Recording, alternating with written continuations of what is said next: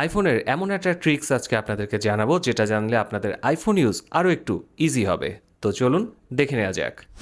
Regular কিছু information আমাদের টেক্সটে কিন্তু প্রায়ই পাঠাতে হয়। তার মধ্যে অন্যতম অ্যাড্রেস। কোথাও কোনো পার্সেল অর্ডার করলে যেমন অ্যাড্রেস পাঠাতে হয়, আবার কোনো রিলেটিভ বাসায় আসতে চাইলেও তাকে অ্যাড্রেস পাঠিয়ে দিতে হয়। আইফোনে এমন একটা সিস্টেম আছে যার মাধ্যমে আপনি বারবার ব্যবহৃত এই ইনফরমেশনগুলো শর্টকাট আকারে সেভ করে রাখতে পারেন। তো চলেন দেখে নেওয়া যাক কীভাবে এটা করা হয়। এজন্য প্রথমে আপনাকে সেটিংসে চলে যেতে হবে। সেটিংসে গিয়ে সার্চ করবেন টেক্সট রিপ্লেসমেন্ট।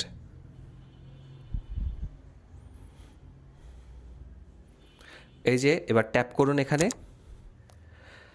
উপরে ডান পাশে একটা প্লাস চিহ্ন দেখবেন, সেখানে ট্যাপ করুন। দুইটা অপশন আসবে, ফ্রেজ এবং শর্টকাট। ফ্রেজের জায়গায় আপনি সেটা লিখবেন যেটা আপনি শর্ট করতে চান। যেমন আমি এখানে আমার অ্যাড্রেসটা লিখছি, আর এই অ্যাড্রেসটাকে যেই নামে লিখলে আমার সবসময় মনে থাকবে, শর্টকাটে আপনি সেই নামটি দিয়ে দিবেন। যেমন আমি এখানে ব্যবহার করেছি ADRS। বাস, কাজ কিন্তু শেষ। এখন ব্যাকে চলে যাই। এখন আপনি যেই শর্টকাটটা ওখানে অ্যাসাইন করেছেন সেটা লিখবেন।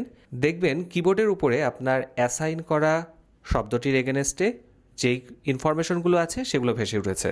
সেই ইনফরমেশনের উপরে জাস্ট ট্যাপ করতে হবে, তাহলে কিন্তু আপনার অ্যাড্রেসটা লেখা হয়ে যাবে। কাজটা কিন্তু খুবই সহজ, কিন্তু মনে রাখতে হবে আপনি শর্টকাটে যাই লিখবেন টাইপ করার সময় কিন্তু আপনাকে সেটাই লিখতে হবে, তা না হলে কিন্তু আপনার মেইন ইনফরমেশনটা আসবে না।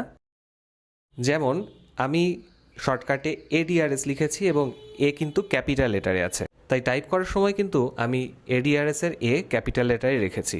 তো এভাবেই আপনি চাইলে আইফোনের টাইপিং এক্সপিরিয়েন্স কিছুটা বেটার করতে পারেন। আজকের ভিডিও এ পর্যন্তই। আর এই ধরনের টিপস অ্যান্ড ট্রিক্স পেতে আমাদেরকে ফলো করুন। ধন্যবাদ।